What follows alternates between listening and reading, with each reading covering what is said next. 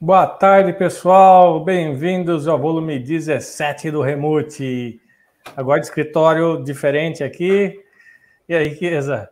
E esse visual é original aí ou é aquela Esse cena não é de fake, fundo? não. Esse aqui é de verdade. Ah, que bom voltar a fazer um sonzinho ao vivo aqui, um chatzinho ao vivo com a galera, hein? Boa tarde, galera que tá aí. Já tem uma galera assídua. Denis Rossi já tá por aí também dando um alô pra galera. Hoje, dia 15 de julho de 22, é o 196º dia do ano. Faltam 129 dias para a Copa do Mundo. Dá para colocar agora a música de fundo também, ó. Ah, é?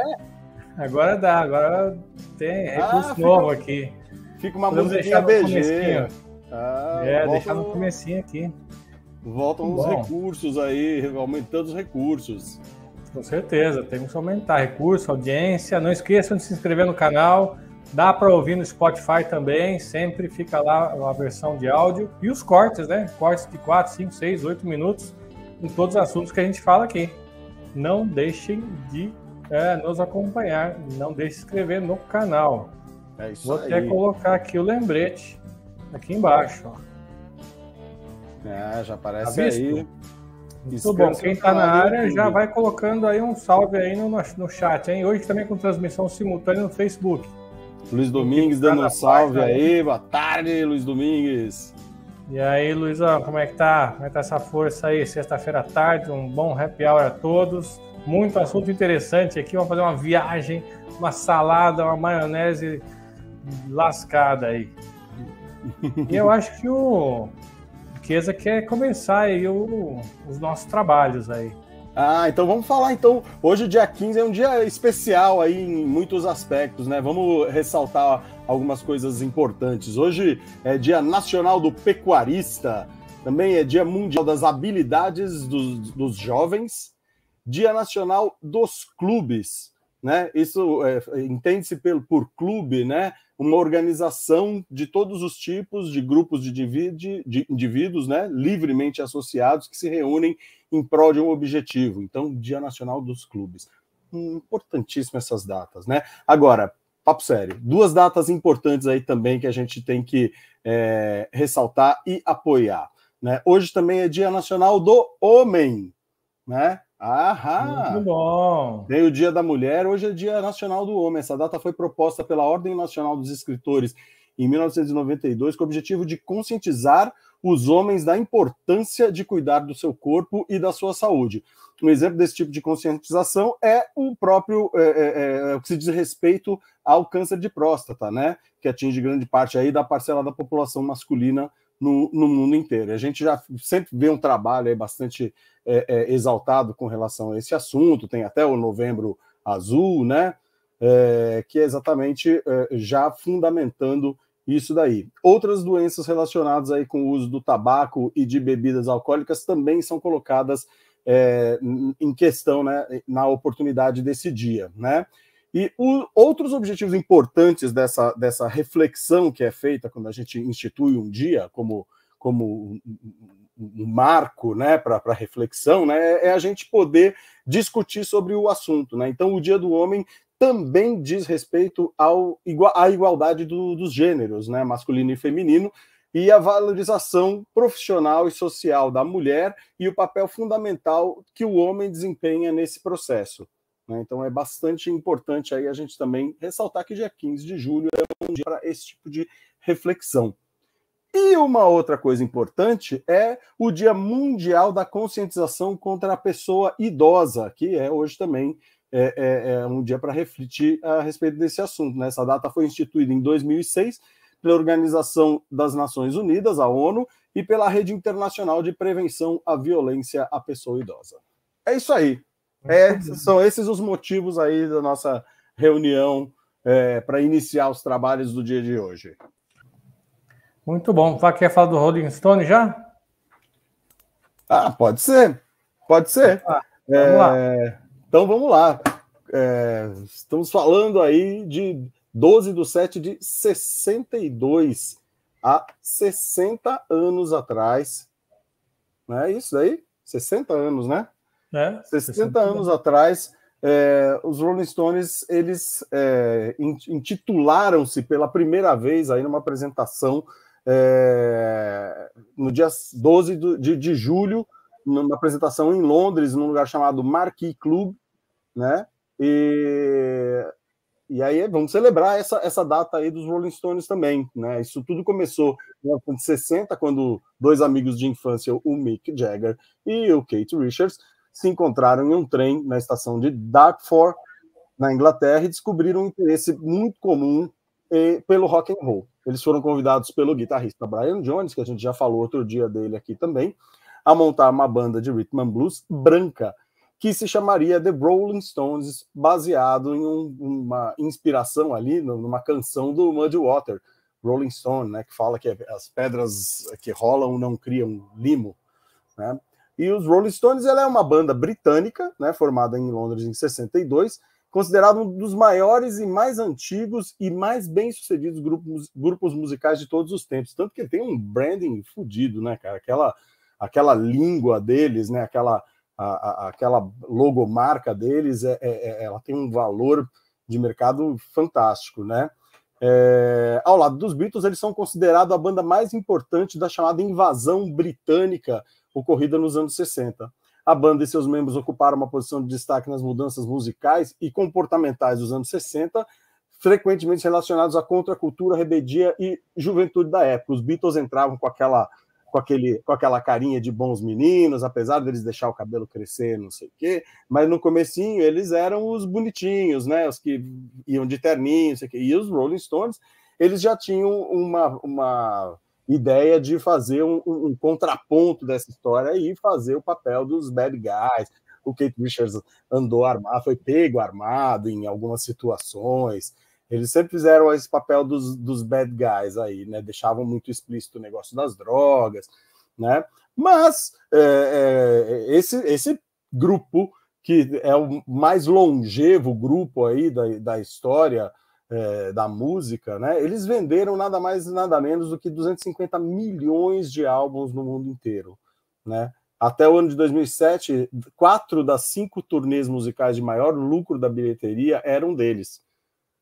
Né? Imagina que aí a gente está falando de 2007, a gente já teve um monte de fera aí, Michael Jackson, Madonna, a gente já teve U2, a gente já teve esses caras que arrastavam multidões, mas as turnês mais lucrativas da história, 4 das 5 maiores são dos Rolling Stones, né? Pra você ter uma noção, a Bigger Band Tour, que durou de 2005 a 2007, ela arrecadou 558 milhões de dólares.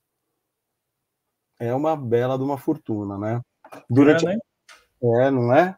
Então, em 2005, durante essa turnê, aí de 2005 a 2007, a banda realizou aquele show lá na praia de Copacabana, você lembra? Foi 18 de fevereiro de 2006. Sim, lembro. Puta, eu queria tanto ter viajado para lá, não podia ir naquele final de semana, mas, cara, ela teve mais de 2 milhões de pessoas nas areias de Copacabana, cara. Ainda está escrito no livro dos recordes que esse é o concerto gratuito de maior público realizado por uma única banda. Nossa, ainda está nos recordes? Ainda está maior público para uma apresentação ao ar livre, né? E um concerto gratuito. Muito bom. Espetacular, né, cara? Então fica aí a nossa saudação aí aos 60 anos dos Rolling Stones. Muito bom. Bom, tá na hora de eu dar um prosseguimento aqui na história. E aí eu vou dar uma reviravolta aqui, mudar totalmente o sentido do assunto. Mas vamos lá. E aí, quem é essa daí? Catherine Parr. Já ouviu falar? O nome não é estranho? Cara, não ouvi falar. Vamos lá. Dia 12 de julho, né? Portanto, há 3 dias, só que há 479 anos, em 1543, Catherine Parr se casava com Henrique VIII, a última esposa de Henrique VIII. Ele se casou com algumas esposas, não foi uma só. Quem se lembra de quantas esposas foram, né, já deixa aí no chat, se estão conseguindo acessar o chat.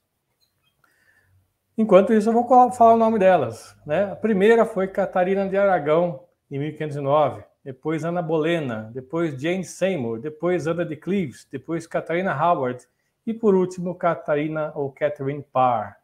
Então, total, foram 6 esposas. Engraçado se olhar os nomes, 3 delas se chamavam Catarina, 2 delas se chamavam Ana e uma Jane, né? Então, a primeira foi Catarina e a última também Catarina. Mas essa data, 12 de julho de 1543, foi a data do casamento com a última delas, né? E justamente foi um problema, porque ele se casou a primeira vez e aí queria, né, se separar. E não podia, né? A Igreja Católica não permitia, o Papa Clemente VII, na época, não queria anular o casamento dele. E aí ele brigou com o Papa, iniciou a reforma na Inglaterra, separou a Igreja da Inglaterra da autoridade do Papa e acabou se autodeclarando chefe supremo da Igreja da Inglaterra, dissolvendo todos os conventos e monastérios lá da Inglaterra. E aí nasceu uma nova igreja lá, anglicana, na Inglaterra, e aí por essa nova igreja ele poderia se casar quantas vezes ele quisesse. Aí ele conseguiu casar as outras vezes, né?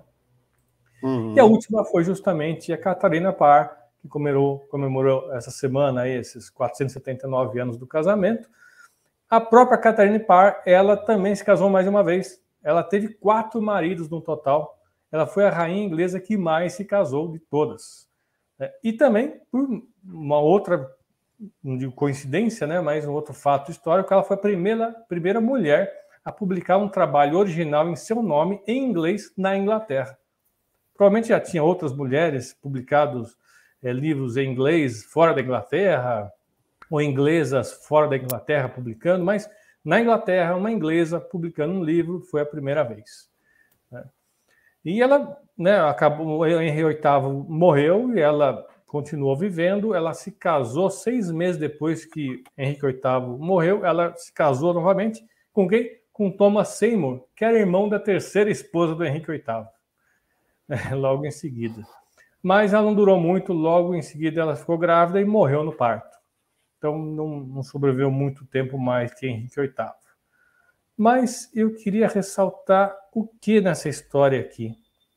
Que Rick Wakeman lançou um álbum em janeiro de 1973, dedicado justamente a essas 6 esposas de Henrique VIII. E o álbum está aí na tela, né? As 6 esposas de Henrique VIII. Esse foi o segundo álbum de estúdio de Rick Wakeman, rock progressivo, totalmente conceitual. Tinha uma faixa do disco dedicada para cada uma das esposas do rei, né? Uma para cada uma, né? As 6 faixas, né? Que legal. E ele juntou-se, né, para fazer isso, tocando com músicos do Yes, na época ele tocava no Yes, e também do Strawberries, que era a banda anterior que ele participava. Muito mais recentemente, mais de 30 anos depois de lançado esse disco, ele foi convidado a executar ao vivo esse disco em 2009, lá no Hampton Court Palace, como parte da celebração dos 500 anos da ascensão de Henrique VIII ao trono.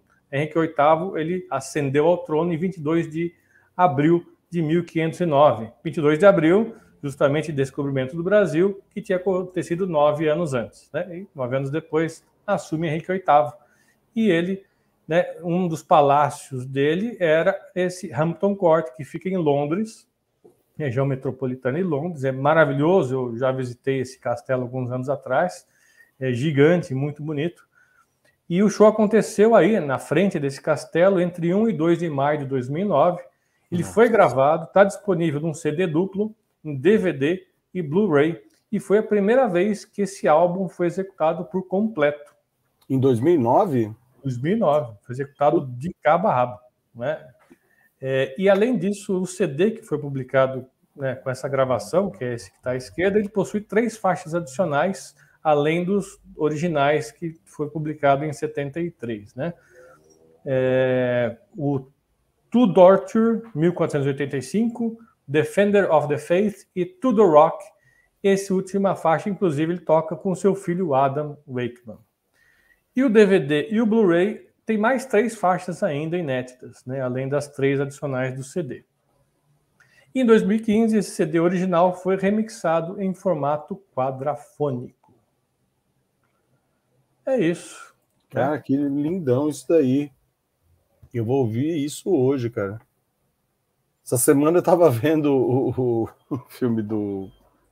Tava vendo o Santo Grau lá do Monty Python, cara. Não, muito bom, hein?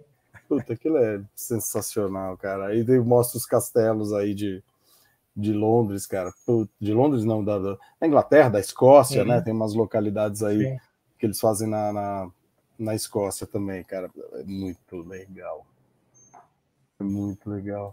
Quem tem o disco do Rick Wakeman, As Seis Esposas, já põe no chat. Quem já ouviu, Boris com certeza tem, ele já respondeu faz um tempinho, né? Que eram 6 esposas, né?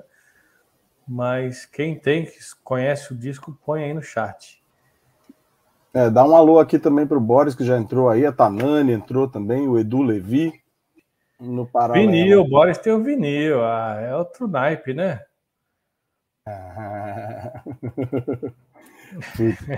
Ô fase boa, né, cara? Ô fase boa. Caramba. Então, já que a gente está nessa praia de Londres aqui, posso mandar uma também aqui? Manda.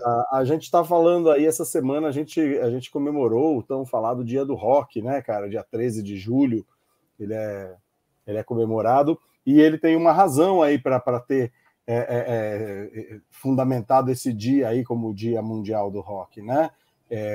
Isso daí tem a ver com aquele evento que aconteceu no dia 13 de julho de 85, que foi o Live Aid, também foi muito documentado ali naquele filme do Queen, né, no Bohemian Rhapsody, que estreou aí há uns 2 anos atrás. Ele fala, a conclusão do filme é em cima da apresentação do Live Aid, né? Esse show, você deve lembrar, né, Marcelo? A gente estava aí na flor da idade, assistindo essas coisas aí, e umas feras, assim, o Led Zeppelin voltando, fazendo papelão ao vivo, né, tocando o Robert Plant, ele já cantando desafinado pra caramba, porque ele estava com um problema sério nas cordas vocais, teve que fazer tratamento. Eles tocaram pela primeira vez, eu acho que com o Jason Bonham, o Jimmy Page tinha feito já um show com o Jason, mas aí ele foi chamado para fazer ali. Então esse show foi meio esquisito para o LED. A apresentação do Queen foi excepcional e teve o show em si, a proposta em si é muito legal, né? Então foi um evento organizado pelo Bob Geldof, e o Bob Geldof também é um cara bastante interessante. Ele é um cantor, um ator, humanista, e ele foi protagonista do filme The Wall. Ele fazia o papel do Pink, né? Ele era o ator principal do filme The Wall, que inclusive ontem fez 40 anos que era lançado também o The Wall, né? Ontem fez 40 anos? 40 anos, dia 14 de julho de 1982. Muito bom. Ele foi lançado, é um filme do Alan Parker, né? Que também é um cara que nos deixou aí há 2 anos. Esse Alan Parker, cara, na minha opinião, é um diretor daqueles de mão cheia, cara. Dirigiu... Eu não sei nem se eu classifico ele como aquele cara de uma técnica, não sei o que, mas, cara, a qualidade dos filmes que ele fez, cara, ele fez Coração Satânico, ele fez Fama, fez Os Commitments, A Vida de David Gale, o enredo é espetacular, né? Evita, Mississippi em Chamas, O Expresso da Meia-Noite. Puta, esse cara só fez esse filmão. E dentre eles... Só filmaço, né, cara? Só filmaço. E dentre eles o próprio The Wall, né? Bom, mas voltando aí para o Bob Geldof, né? O Bob Geldof, numa iniciativa junto com o Mid Uri, né? Que era um outro músico, compositor, tecladista escocês. Ele chegou a fazer uma participação com o Tim Lizzy, mas ele teve muita ligação com bandas de New Wave, bandas eletrônicas, de música eletrônica. Foi uma iniciativa deles para combater a fome na Etiópia. E isso daí veio dando continuidade a um projeto que eles já tinham de 84, que foi aquela junção de vários artistas ingleses para gravar aquela música Do They Know It Christmas? Do They Know It Christmas Time at all? Dum, dum, dum, dum. E cada um cantava um pedaço, tem Bonovox, tem o Sting, tem o cara do Duran Duran, puta, tem um monte de cara legal cantando essa música, o Phil Collins tocando bateria também. E logo depois disso, em 85, foi gravado aquele USA for Africa, né, do We Are the World, né? Então, esse dia do Live Aid, ele dá continuidade a esse projeto do Bob Geldof e do Mid Uri, né? Que chamava Band-Aid, essa junção aí desses músicos, e aí eles fizeram uma proposta para fazer o maior festival já realizado até então, né? Seriam shows simultâneos realizados no Wembley Stadium em Londres, e isso aconteceu por uma plateia aí de cerca de 82 mil pessoas, e ao mesmo tempo rolando um show no estádio JFK na Filadélfia para 99 mil pessoas, né? Alguns artistas aproveitaram o gancho e se apresentaram também em Sydney, Moscou e no Japão, né, simultaneamente para acompanhar essa proposta. Foi a maior transmissão em larga escala por satélite até então, com quase 2 bilhões de espectadores em mais de 100 países. Olha só a grandiosidade. Estamos falando de 1985, né? Esse evento contou aí com presença do The Who, Status Quo. Bom, tem a listinha de gente aí nessa foto que a gente colocou aí. Led Zeppelin, Dire Straits, Madonna, Queen, John Baez, David Bowie, B.B. King, Stones, Sting, U2, puta, só fera, né? E tem a peculiaridade do Sir Phil Collins, que ele tocou na Inglaterra e nos Estados Unidos. Ele fez uma apresentação na Inglaterra, onde tocou inclusive bateria com o Led Zeppelin, né? E depois ele pegou um Concorde. Nesse Concorde ele encontrou com a Cher e ele foi para Filadélfia para fazer uma apresentação lá também. Então ele tocou nas duas edições aí, nas duas localidades, né? O Eric Clapton tocou, o Black Sabbath também tem uma história polêmica de uma volta conturbada. O Ozzy desceu o pau nessa volta do Black Sabbath, porque eles estavam brigados e nego processando o outro e não sei o que, e fazem essa junção. E o Ozzy falou assim, cara, legal fazer essa proposta, vai chegar comida lá, vai chegar dinheiro na África, mas vai acabar o dinheiro uma hora e o problema continua, né? Então é legal a iniciativa, mas, cara, bem aquela coisa de a gente está dando peixe, mas não está dando... né? Então, tampa um pouco só com a peneira, né? Resolve momentaneamente, mas não é contínuo, né? E no final do evento, o Sir Phil Collins ele apresentou, ele propôs que o dia 13 de julho fosse lembrado como o Dia Mundial do Rock, e estamos aí celebrando isso até hoje, né? Ele só é comemorado do Brasil como um Dia Internacional do Rock, né? Mas vale. É verdade, vale. É verdade. Eu acho que é dia 9 de setembro, 9 de novembro, que eles consideram o Dia do Rock nos Estados Unidos. Tem uma discrepância aí dessa data. No Brasil é muito forte essa história do Dia do Rock. Fala-se Dia Mundial do Rock, mas no Brasil mais que ele é difundido e celebrado. Sim. Né? Perfeito. Muito bom, muito bom. E também, aproveitando que a gente está falando do rock, né, cara? Também 53 anos do lançamento daquele filme Easy Rider. Nossa, 53, hein? 53 anos de Easy Rider. É rock and roll na veia. Mas eu queria emendar aqui um assunto. Você falou do Dia do Rock, Live Aid. E eu vou falar um outro dia, só que o dia conhecido como o dia em que a música morreu. Não. Falou da alegria, vamos falar um pouco da tristeza aqui, né? Que dia foi esse? Né? O dia que a música morreu. Bom, foi 3 de fevereiro de 1959, há 63 anos. Teve um acidente aéreo onde o aviãozinho, né, um monomotor, onde estava Buddy Holly, Ritchie Valens e The Big Bopper, que era o J.P. Richardson, e o piloto Roger Patterson, caiu o avião.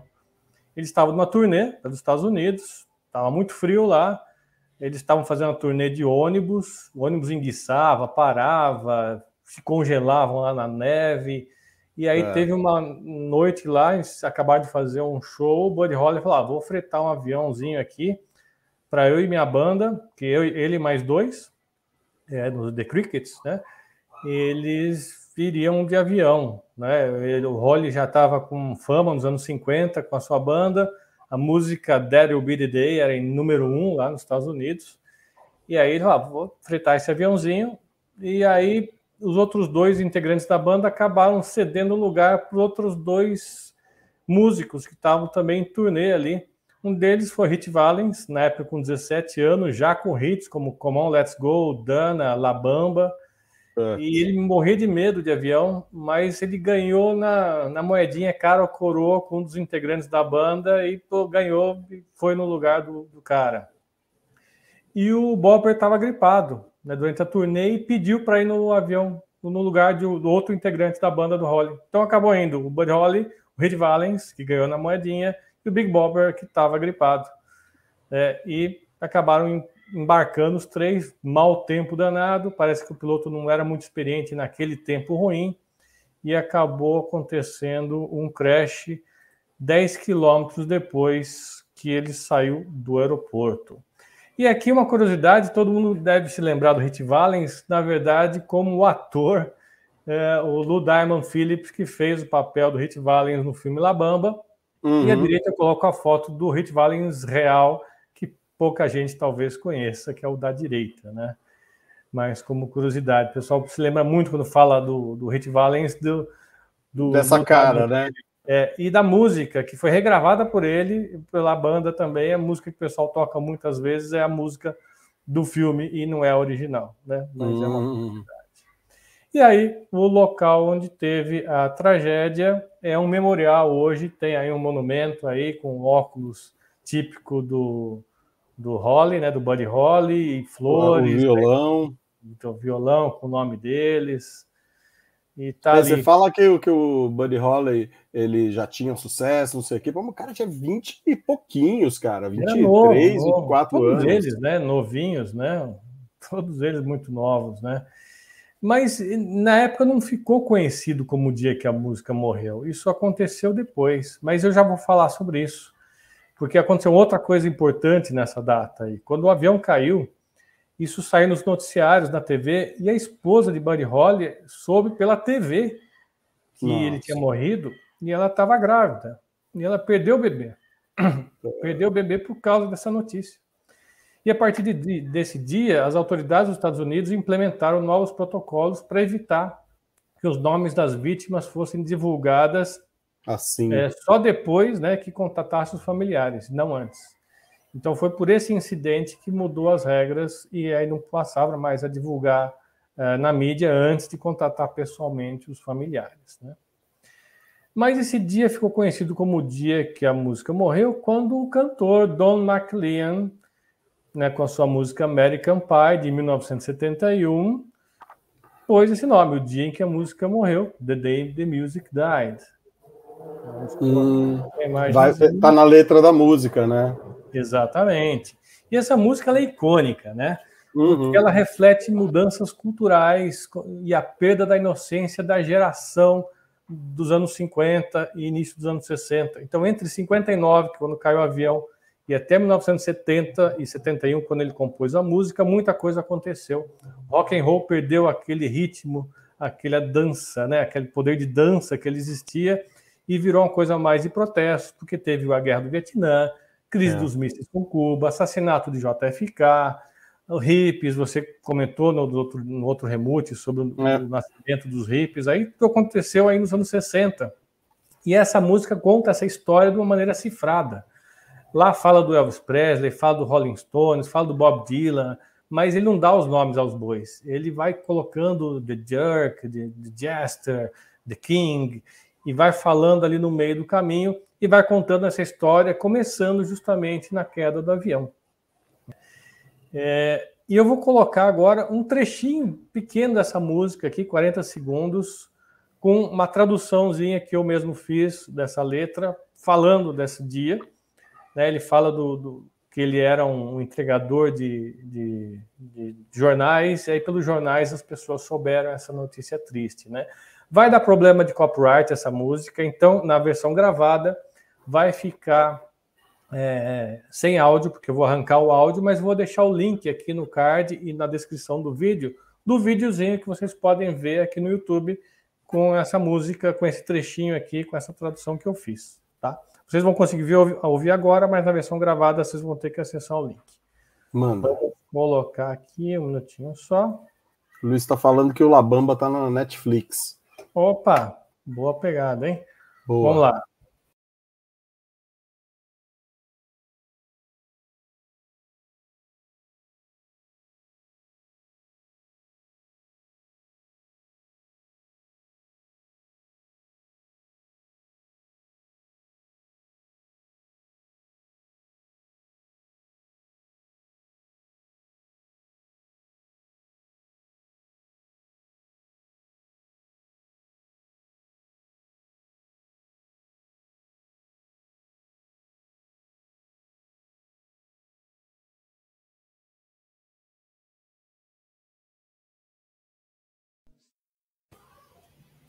Sensacional, Marcelo. Impossível não se emocionar, né? Impossível, impossível. Você vê que ele comenta aí da esposa, que ficou viúva, comenta do fevereiro, que deu arrepios, foi em fevereiro que caiu o avião, né? Eu não sabia que fazia referência a esse episódio, não. Sim, sim. E muita coisa que ficou nesses 50 anos da música, né? Essa música foi lançada em 71, muita coisa ficou cifrada, você vê na internet milhões de interpretações dessa música. Ela chegou a ser, inclusive, nesses 50 anos, com a música mais longa a chegar no número 1 da Billboard. Ela dura 8 minutos e 42 segundos. Ela só perdeu seu lugar em 2021 para Taylor Swift, que lançou uma música de 10 minutos. Mas até 2021 era a música mais longa que tinha chegado em número 1. Outra música do Don McLean, famosa, muito bonita, que vale a pena comentar, é Vincent, que ele faz em homenagem a Vincent van Gogh. Então, quem puder ver essa música, muito interessante. Tem um vídeo na internet que faz uma montagem de quadros do Van Gogh com a música Vincent. E essa música foi selecionada para preservação pelo Registro Nacional da Biblioteca do Congresso dos Estados Unidos por ser cultural, histórica e artisticamente significativa. Agora, a surpresa, que acho que ninguém sabe, é que eu descobri isso aqui. Depois de 50 anos de todo mundo dizendo o que é essa música, Don McLean vai revelar os seus segredos num documentário da Paramount. Ah, que legal, cara. Que vai estrear daqui a 4 dias, dia 19 de julho de 2022, pelo live stream da Paramount Plus. Essa é a dica daquelas, hein, velho? The Day the Music Died. É aqui, ó. Streaming July 19. É July agora, daqui a 4 dias. Né? E a foto de Don McLean na época e Don McLean agora no documentário que ele estreia aí, contando sobre o background dessa música. Nossa, Marcelo, arrebentou, hein, velho? Essa em primeira mão aqui. Quem Caraca! Descobri essa aqui. Não ouvi nenhum lugar comentar sobre isso. Também não tinha ouvido, não. E, você fala quantos a gente já perdeu dessa forma também, né? Steve Ray Vaughan estava fazendo show com o Clapton também. O Clapton pegou um helicóptero, o Steve Ray Vaughan pegou outro. Do Steve Ray Vaughan caiu. Metade da banda do Lynyrd Skynyrd também morreu de acidente de avião também, né? E uma música que fala também de um acidente de avião, se não me engano, é da esposa ele cita a esposa do James Taylor, que ela sofreu um acidente de avião e morreu, ou ele conta uma história sobre isso daí, que ele termina a música falando Sweet Dreams and Fly Machines and Pieces on the Ground. O Fire and Rain. É uma música do James Taylor que fala sobre um acidente de avião também, que é de alguém que ele perdeu, e agora não me lembro dessa história aí, mas você falou, eu lembrei. Muito doideira, bom. Né? Já a dica aí, hein? Elvis estreou ontem, e aí semana que vem no Paramount Plus, para quem tem esse streaming, tem o documentário aí de 50 anos da música American Pie, o dia que a música morreu. Sua agora, palco é seu. Então, a gente estava falando do dia do rock, eu vou falar sobre um rock. Vou falar sobre, na verdade, a pedra mais famosa do mundo. Vou falar sobre... a pedra mais famosa do mundo. A pedra mais famosa do mundo não é Alcatraz. e nem o ator The Rock. A pedra mais famosa do mundo, ela é a Pedra de Rosetta. Ela é um fragmento de rocha, né? Um fragmento de estela, que chama, na verdade, que é um monolito esculpido, tipo um totem ou uma lápide, para a gente fazer uma referência do que é uma estela, né? Ela é uma espécie de um granito que ele data aí de pelo menos 200 anos antes de Cristo, né? Essa rocha aí, ela é uma inscrição em 3 línguas diferentes, que foi achada numa expedição que o Napoleão estava fazendo pelo Egito, né? Então, ela é um monolito de, estou lendo aqui, 114 centímetros, né? 1,14 m por 72, com mais ou menos uns 760 quilos, e está gravado nessa pedra aí um decreto estabelecendo como que deveria ser o culto ao faraó Ptolemeu V, né? Que viveu aí há cerca de 200 anos antes de Cristo, né?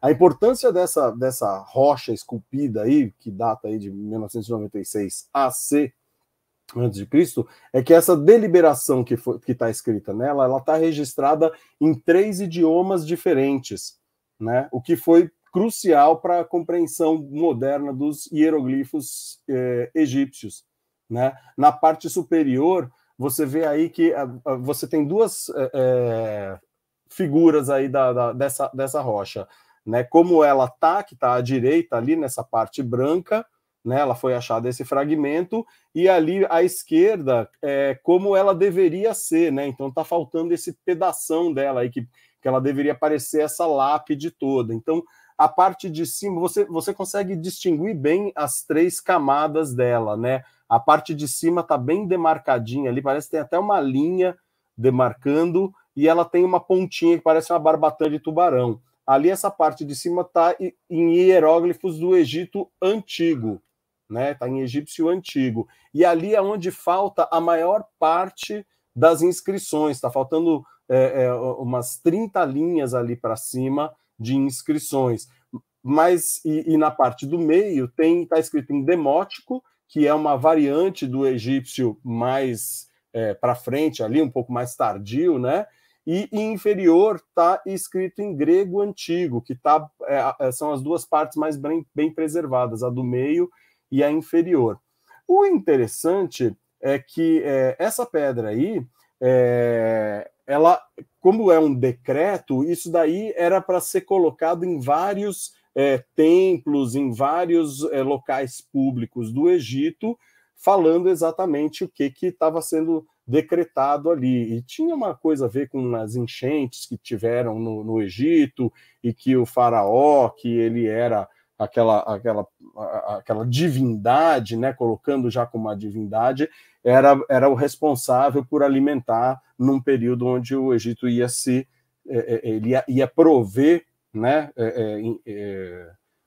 alimentos, enquanto o Egito não se recuperasse dessa enchente que teve no Nilo, né? E falava também da maneira com que ele deveria ser saudado, como ele deveria ser cultuado, né? Então esse é o conteúdo desse texto, e isso era para ser colocado em vários lugares.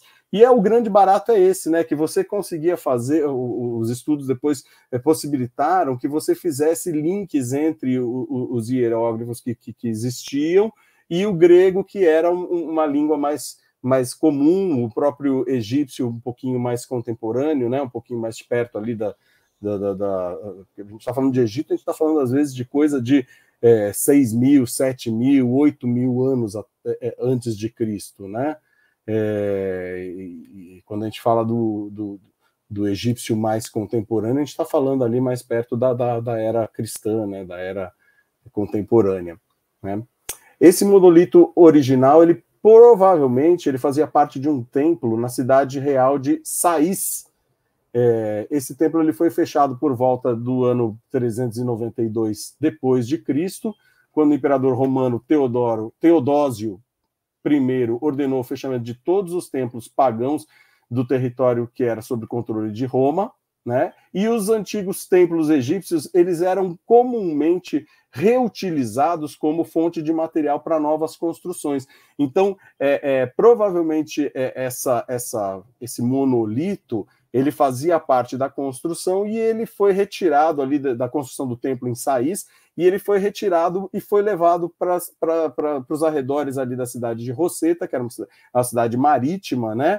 E foi utilizado para construir o Forte Julien no século XV, né? É uma fortaleza que foi construída próximo ali da cidade de Rosetta, e ela permaneceu nessa localidade até 1799, quando ela foi descoberta por um soldado que integrava a expedição do Napoleão Bonaparte.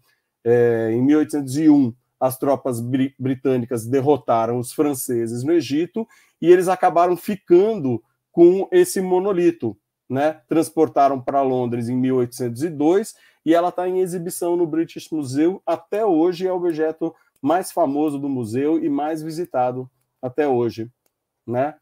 Bacana. Tem uma réplica dele no Louvre. Eu vi uma réplica dessa pedra lá no Louvre, mas a original, você disse, então está no britânico, né? Então, é réplica mesmo ou são fragmentos com os mesmos textos? Porque existem, eles acharam depois, pelo menos mais umas 3 localidades com os mesmos textos, o que possibilitou até eles saberem quantas linhas, o que exatamente estava escrito para cima. Porque eu não me lembro, que eu vi era realmente uma réplica. Tinha a plaquinha lá, réplica da Pedra da Roseta. Pedra da Roseta. Se eu não me engano, foi Champollion que conseguiu fazer essa tradução aí, essa comparação aí com as outras 2 línguas aí e decifrar, né? Champollion, não lembro. Eu acabei omitindo esses detalhes aí para não ficar muito comprida a história. Sim. Queria, eu acho que celebrar, mas era isso mesmo. Bom. Isso daí teve uma briga também, né? Porque muita gente queria trazer para cá, levar para lá. O Egito até hoje briga porque ele quer esse artefato de novo, né? Então existe uma polêmica muito grande. Mas de qualquer maneira, a grande importância foi que ela foi, como a gente já falou em outras vezes, aquele negócio da criptografia, ela foi uma maneira de você entender a simbologia de muitos templos, de muitas coisas que a arqueologia acaba descobrindo e causou e dá um entendimento maior para essas inscrições, né? Que datam aí de milhares de anos antes, né? É muito importante isso daí. Perfeito. Falamos de rock, e a rock mais famosa do mundo. Das pedras mais famosas do mundo, muito bom. Agora, há pouco a gente falou de acidente aéreo, né? No dia que a música morreu. Eu queria trazer um outro acidente aéreo inusitado. Morreu gente e tal, mas foi uma coisa... Vamos falar aqui. Foi um marco também na aviação. Assim como o dia que a música morreu, as autoridades americanas mudaram o formato de dar as notícias, né? Teve mudança nesse outro acidente também. Vou começar a falar, depois eu trago a imagem. Voo 820 da Varig, partindo do Galeão para Orly. Quando? 11 de julho, há 4 dias atrás, só que há 49 anos, em 1973, 2 anos depois, inclusive, da música American Pie, né? Esse avião de Galeão para Orly, em Paris, ele acabou caindo porque teve um incêndio começando no lavatório. Alguém que estava fumando lá no lavatório, provavelmente o cigarro, caiu ali num papel, pegou fogo, fumaça, começou a tomar a cabine e ele começou a perder altitude, perder controle, o fogo, a fumaça começou a se espalhar e acabou caindo 5 minutos antes de chegar no aeroporto. Ele não resistiu, era um Boeing 707, caiu a 5 minutos do aeroporto. 123 mortos, 11 sobreviventes. Dos 11 sobreviventes, 10 eram da tripulação e um único passageiro que sobreviveu. Foi o único que não obedeceu a ordem de ficar sentado, amarrado lá com o cinto de segurança no assento. Ele estava na última fileira.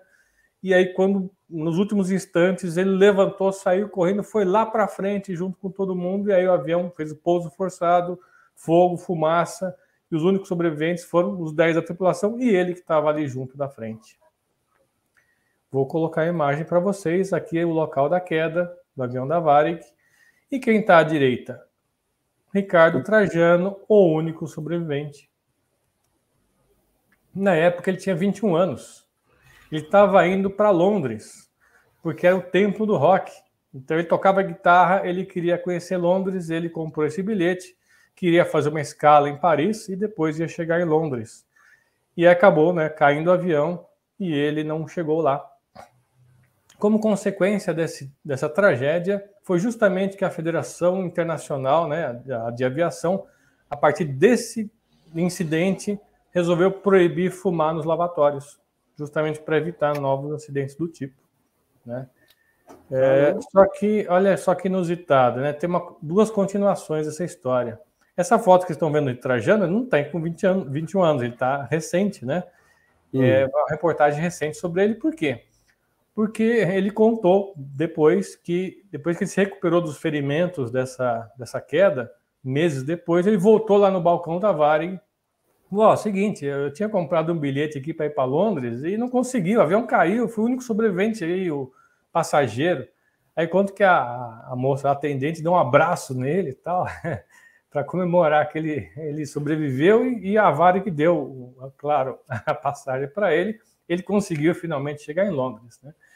E aí, mais recentemente, ele contou uma outra história muito louca. Era ele que estava fumando. Não foi ele. Filho da... Não foi ele.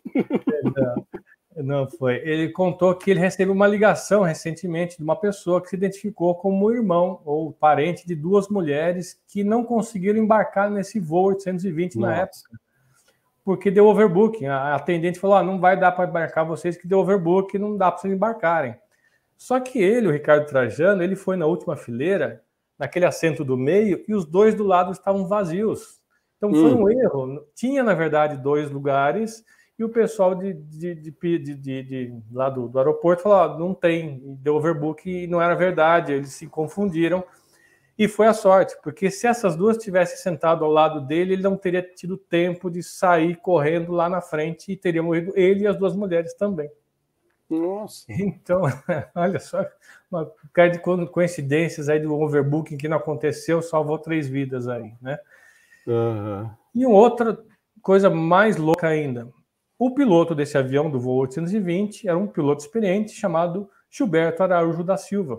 Ele pousou, né, fez pouso forçado, ele foi um dos 11 sobreviventes, só que 6 anos depois, em 30 de dezembro de 1979, voo da Varig 967, saindo de Narita International Airport, no Japão, com destino a Galeão, com escala em Los Angeles, mais ou menos 1 hora depois que saiu do voo. Saiu do aeroporto de Narita, só tinham 6 tripulantes, era um outro Boeing 707, não tinha passageiros, mas tinha 53 pinturas do pintor Manabu Mabe, que é um pintor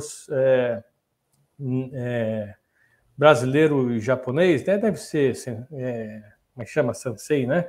Que é misto, né? Eram 53 pinturas avaliadas em 1,4 milhões de dólares e os 6 tripulantes, entre eles o piloto Gilberto Araújo, que pousou aí o voo 820 aí naquela tragédia. 1 hora depois de sair do aeroporto, perdeu-se o contato de rádio com esse avião e nunca mais se soube o que aconteceu com ele. Desapareceu ele, o avião, as pinturas, os tripulantes, ninguém mais nunca soube dele. 6 anos depois, o mesmo piloto não escapou a segunda vez. Predestinado, né? Veja só que loucura, né? Caraca. Deus mandou ele para fazer uma faxina, hein, bicho? Não é? Pior do que aquele lá que se trancou na cabine lá e jogou o avião o copiloto, né? Esperou o piloto sair da cabine, se trancou lá e jogou o avião nas... Aquele que estava com depressão, acho, né? Ó, tem mais 2 histórias, né? Tem a sua lá, do Bom, e a minha, e depois o aniversariante, né? Isso. Vai lá no Bom? Vou falar então. A gente, semana passada, na verdade, né, dia 9 de julho, seria aniversário do Bon Scott, que foi o segundo vocalista do AC/DC. Ele é nascido em 9 de julho de 46, né? Ele nasceu numa cidade chamada, me desculpe a pronúncia, né, mas é um nome esquisito, é uma cidade escocesa na região de Angus, chamada Kilremore. É esquisito o sotaque, tive até que pegar alguém pronunciando para ver. Parece lá na Escócia eles têm uma outra língua, né? Eles têm uma língua gaélica, né? Então é uma pronúncia maluca mesmo. Pois é. O Bon Scott, então, apesar do AC/DC ser uma banda australiana, né, ele é nascido na Escócia, né? Aliás, boa parte da banda é nascida na Escócia e foi para a Austrália, né? Os próprios irmãos Young. Depois é um capítulo que vale a pena a gente falar, porque o AC/DC é mais do que uma banda, ela é uma empresa, né, gerenciada pelos irmãos Young, né? Tem o irmão mais velho do Malcolm e do Angus também, que fez parte da banda no começo, mas aí eles acharam que ter o irmão ali como guitarrista, não sei o que, não era legal, eles foram para uma outra proposta, o irmão acabou saindo e eles conseguiram uma formação mais adequada aí depois de uns 2, 3 anos de banda, né? Mas falando do Bon Scott, né, que ele acabou sendo o segundo cantor da banda, né? Ele nasceu em 46, né? E ele foi cantor do AC/DC, ele foi o frontman ali do AC/DC de 74 a 1980. Ele iniciou a carreira dele numa banda chamada de Spectors e depois formou o The Valentines, onde que ele conheceu um amigo chamado Vince Lovergrove, que trabalharia no próximo projeto dele chamado Fraternity. Logo após a separação do grupo, o Bon estava trabalhando de motorista da banda do AC/DC, né? E aí ele foi chamado para fazer a parte da bateria. Eles precisavam de um baterista, chamaram o Bon Scott para fazer a bateria. Mas aí ele logo pediu para ser vocalista, porque ele dizia que o cantor era quem pegava mais meninas, né? Ele lançou 7 discos com esse AC/DC e morreu logo após o lançamento de Highway to Hell, que foi o disco que lançou a banda no cenário mundial. Então a banda tem uma vasta discografia aí até o Highway to Hell, mas o que realmente deu o boom para o AC/DC foi o 7º disco, né? Então, aí a gente celebrando o aniversário do Bon Scott, com todo o merecimento, que ele foi um cara icônico, cantava muito, e ele foi responsável também por composições do AC/DC aí nesses 7 discos, e dizem que o Back to Black, que veio logo depois,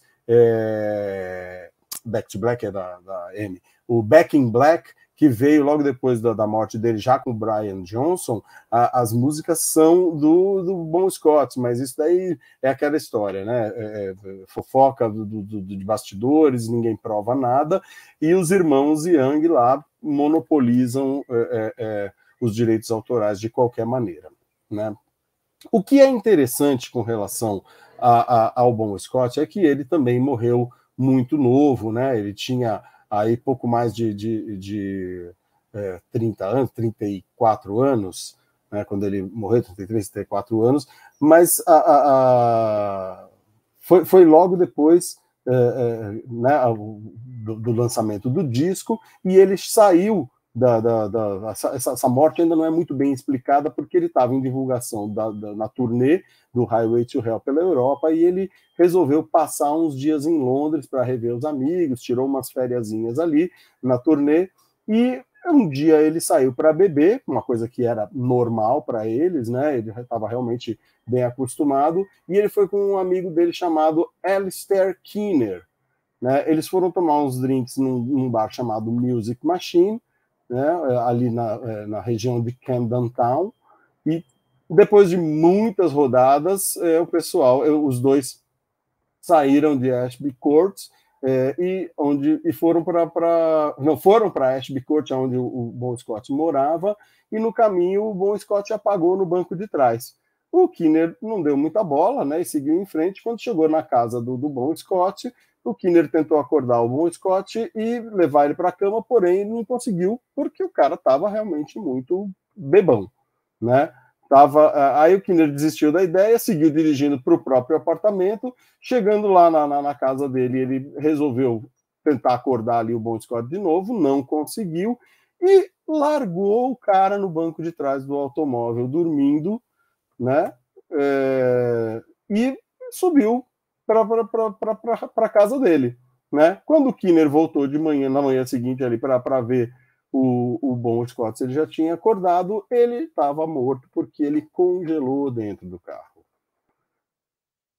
Congelou? Ele congelou dentro do carro. Ele ainda levou o Bon Scott para o hospital, mas declararam que o músico já chegou lá sem vida, né? O atestado de óbito do Bon Scott, ele cita que foi em decorrência de overdose por conta de bebida, mas seguido por uma desventura ou desgraça, né? Os termos que ele cita é death by misadventure, né? Então foi uma desventura ali.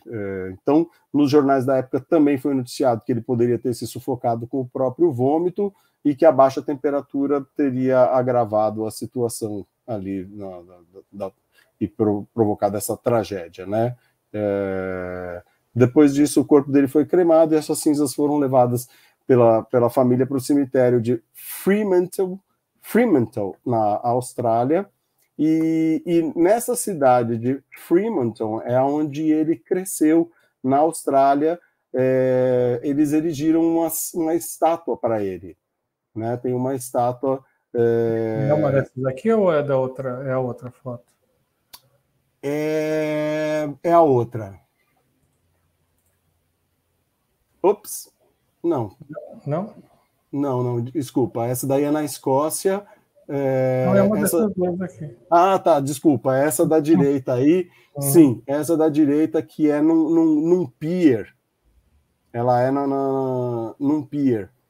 Tem essa dali que está encravada na parede, que ela é uma estátua de 3 metros de altura e de 15 centímetros de relevo, que ela está em Melbourne, na Austrália, nessa parede de tijolos aí, que também é uma parede icônica, né? Porque ela já é a parede de um bar que eles tocaram na Austrália. E essa estátua foi esculpida por um artista chamado Mike Macatron. E tem a outra estátua, que é ele segurando uma gaita de fole, né, que foi inaugurado em 2016, que é na cidade natal dele, que é o Kirriemuir, na Escócia. Né? Essa obra aí, ela tem uma peculiaridade bacana também, porque ela foi feita aquele crowdfunding, sabe, para fazer a estátua. Os fãs arrecadaram quase as 45 mil libras que foram gastas para fazer. Na verdade, alguns outros fãs inteiraram, né? E é uma estátua totalmente de bronze, pesando 450 quilos, né? E foi doado dinheiro por fãs de 32 países diferentes. Não é não? Outra coisa interessante dessa cidade de Kirriemuir, na Escócia, você sabe quem nasceu nessa cidade também, além do Bon Scott? Nasceu Sir James Matthew Barrie, em 9 de maio de 1860, escritor e dramaturgo escocês que criou o personagem Peter Pan. Morreu na Inglaterra, em Londres, em 19 de julho de 1937. Então, muito bom. Na Escócia. Nascido também, o criador do Peter Pan nasceu na mesma cidade que o vocalista do AC/DC. Isso foi inaugurado no dia de um festival que agora eles fazem, não sei se chama Bonfire, Bonfest, é uma coisa assim, que eles fazem nessa cidade da Escócia. Eles fazem um festival de rock e agora tem a estátua do Bon Scott. Então faz bonitona, tempo? Né? Não, faz pouco Essa tempo. estátua ela foi inaugurada em 2016. Não tem muito tempo. Aquela que está encravada na parede, ela foi inaugurada em 2018. E a mais antiga é a que está da cidade onde ele cresceu, que ela está desde 2008, foi inaugurado em 2008, 25 de outubro de 2008, em Fremantle, onde também estão as cinzas dele, onde está o cemitério e a lápide dele lá. E também tem a história, quando botaram a lápide do Bon Scott, foram lá e roubaram a lápide. Tiveram que fazer uma outra lápide. Isso, né? Um artista, né? Alguém quis um souvenir, fazer um chaveirinho, sei lá. Mas tem que ser, né? Bom, vou emendar agora um assunto aí depois você fala dos aniversariantes, né? Acho que só falta isso. Mando meus abraços para eles. Mas vou emendar, você falou do AC/DC, né? Uhum. Eu vou falar um cara que foi fundamental em metade da banda. Caraca! No AC, no Conde Alternada. Ah, rapaz! Olha o link forçado aí. Nós estamos falando 10 de julho de 1856 a 166 anos, nascimento do inventor, engenheiro eletrotécnico e mecânico sérvio Nikola Tesla. Aí você tem duas fotos dele, uma quando ele tinha 20 e poucos anos e outra um pouco mais velho. Em 1884, ele emigrou para os Estados Unidos, ele é sérvio, né? E emigrou para os Estados Unidos e se naturalizou americano. Os trabalhos mais conhecidos do Tesla são justamente relativos ao fornecimento de eletricidade em corrente alternada. Por isso que eu brinquei com o AC/DC, né? Ele fez muita coisa fundamental na geração de energia em corrente alternada. Por pouco tempo ele trabalhou na empresa do Edison, né? Que depois foi concorrente dele. Ele acabou licenciando o seu motor de indução de corrente alternada e todas as suas patentes relacionadas para redes de corrente alternada polifásicas para Westinghouse, um outro player da época, muito famoso, isso em 1888. E justamente licenciando essas patentes para o Westinghouse, ele ganhou uma grana preta. Ele ficou bastante, né, cheio de dinheiro com esse licenciamento, né? Depois disso, ele foi trabalhar com dispositivos de tubos de descarga, imagem de raio-x na mesma época de Röntgen, não sei como é que se pronuncia, né? O cara que descobriu os raios-x, né? E trabalhou com isso também. E ele construiu barcos com controle remoto. E aí começou a ficar maníaco por comunicação e energização sem fio. Então, nos anos seguintes, nos anos 1890, acabou se dedicando à distribuição de eletricidade e iluminação sem fio e comunicação sem fio também. Então foi um pioneiro da comunicação sem fio e da distribuição de energia sem fio. Ele tinha um projeto grandioso, que é um transmissor de energia e de comunicações sem fio intercontinental. Ele quer transmitir energia para o mundo inteiro, sem fio, né? E ele idealizou a Torre Wardenclyffe. Essa foto à esquerda é de 1904, quando ele começou a construir esse projeto dele em Long Island, Nova York. Ele não chegou até o fim. A ideia era essa transmissão acontecer, transmissão sem fio de energia elétrica e comunicações, e seria um concorrente do Guglielmo Marconi, que na mesma época estava lá desenvolvendo rádio lá na Europa, lá na Itália, né? Só que toda a grana que ele ganhou, ele foi consumindo nesse projeto. Inclusive a foto à direita é uma foto real de um dos transmissores dele, esses raios todos, só não é real o fato de ele estar ali sentado no fundo, porque é uma dupla exposição. Ele não ficava na sala durante esses momentos que saía raio para todo lado. Então eles fizeram uma dupla exposição, não existia Photoshop na época, né? Então fizeram uma dupla exposição com ele sentado e depois com a máquina funcionando, mas é uma foto real deles, né? E ele gastou todo o dinheiro montando essa torre de Wardenclyffe e não conseguiu financiamento do JP Morgan, que era o cara na época que financiava a Edison, financiava a Westinghouse, e não conseguiu dinheiro.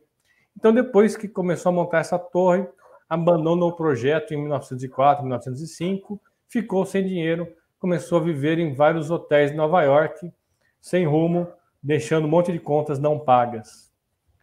O local da torre foi comprado em 2013, olha só, recentemente, com a intenção de fazer um museu dedicado ao Tesla. Inclusive, na época, Elon Musk disse que doaria $1 milhão para fazer esse hotel, mas até agora não saiu do papel. Não foi ele que comprou, foi uma ONG, foi uma uma fundação aí, não saiu do papel ainda, né? Mas Tesla foi realmente muito importante nessa área elétrica. Tem alguns monumentos ao redor do mundo, né? À esquerda você tem um monumento que foi mudado de lugar já, mas ele ficava na entrada da primeira usina hidroelétrica do mundo, que ele ajudou a montar lá nas cataratas do Niágara. E à direita uma foto do monumento de Tesla lá na Sérvia, que é o país natal dele. E tem outros monumentos em outros lugares em honra a ele, né? Mas a ironia é que o trabalho dele ficou grande parte desconhecido depois que ele morreu, até a década de 1960, quando foi criada a Unidade Internacional de Densidade de Fluxo Magnético, com o nome Tesla, justamente em homenagem a ele. E aí começaram a revisitar muitos dos trabalhos dele.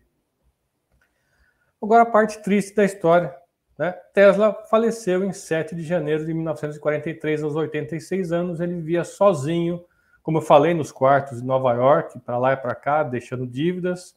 E essa é a última foto conhecida dele.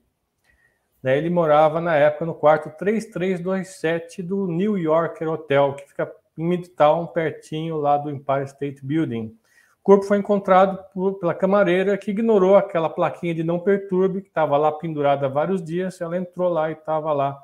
Tesla morreu sozinho, não tinha ninguém ali. A foto é a última dele, mas 2.000 pessoas compareceram ao funeral dele, lá em Nova York. Agora, quem quiser saber mais da história, recomendação de filme, já vou falar. Aqui é a foto do Hotel New Yorker, que ainda existe, foi comprado pela Wyndham, mas ainda é o New Yorker. E à direita é a máscara mortuária de Nikola Tesla, um conhecido dele, fez um molde de gesso do rosto dele, falecido, e virou uma estátua que está em um museu, provavelmente em Nova York, né? E quem quiser conhecer melhor, recomendação, o filme A Batalha das Correntes, ou em inglês The Current War, tem na Amazon Prime Video. É um filme recente, com Benedict Cumberbatch no papel aí do Edson. Nós temos o Westinghouse aí também, e temos à direita aí o ator que faz o Nicholas Hoult, que faz o Nikola Tesla, né? E aí tem até uma frase dele ali do lado, né? Eu não ligo que roubem minha ideia, mas eu ligo que eles não tenham nenhuma ideia própria, né? Então vale muito a pena. Tá aí em cartaz aí no streaming vídeo, essa produção muito boa, recomendo. Cara, foi me dando um déjà vu aqui, você falando. Eu vi esses documentários da Discovery, eles têm uma série de documentários que fala sobre... evidenciando aí algumas coisas do Tesla, indo atrás de escritas antigas do Tesla, projetos e não sei o quê. E o grupo, ele chega aí no local da torre, que foi inclusive feita alicerce, tudo para se construir a torre lá, com pontos de aterramento, com coisas ali que precisa. Eles estudaram essa estrutura lá, e eles foram visitar esse hotel em Nova York também, onde ele morava, e ele construiu nesse hotel, se não me engano, Marcelo, se não me falha a memória, ele estava construindo no subsolo ali do hotel um banco de armazenamento de energia, uma coisa assim. Ele usava parte da estrutura do hotel, e era isso mesmo também que eles falavam. Ele morava no favor ali do cara do hotel, que ele falou que não tinha como pagar, e o cara falou, não, você vai continuar morando aqui, e vivia. Ele tinha ele tinha apoio aí do pessoal do hotel, e tinha mais alguém não sei se era um ator ou se era alguém da iniciativa privada que tinha, que dava algum fomento aí para o desenvolvimento da estrutura dele. E teve alguma história, Marcelo, não sei se você não citou, mas talvez no filme cite, que ele tinha, que Hitler tinha alguma coisa, que ele estava buscando uma arma que teoricamente esse Tesla estava desenvolvendo, que podia ser usado como uma arma, que era exatamente esse negócio de você fazer essa transmissão elétrica à distância, que isso de alguma forma faria uma soma de energia que podia destruir alguma coisa à distância. Tinha alguma história também ligada com a Segunda Guerra Mundial, aí com os desenvolvimentos do Tesla. Nesse filme não fala nada. Acho que é a Primeira Guerra Mundial, se não me engano. Nesse filme não fala nada, não, mas pode ser. Não vi essa parte da história, não. Mas é possível, sim.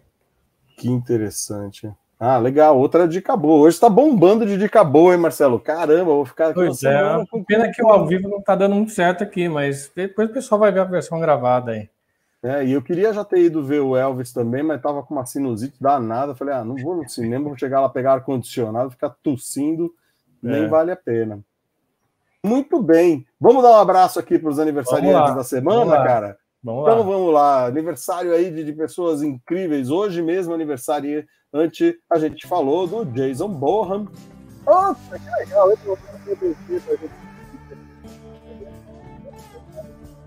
Bonham, baterista, filho do John Bonham, do Led Zeppelin. Aniversário também foi essa semana do João Bosco, estaria, né, aniversariando, se fosse vivo, Ronnie James Dio, Mitch Mitchell, baterista do Jimi Hendrix, o Charles Gavan, baterista do Titãs, Jack White, do White Stripers, Samuel Rosa, Joe Satriani e Eric Carr, baterista do Kiss. Abraço saudoso para vocês, meus queridos que estão aí assistindo. E semana que vem tem mais.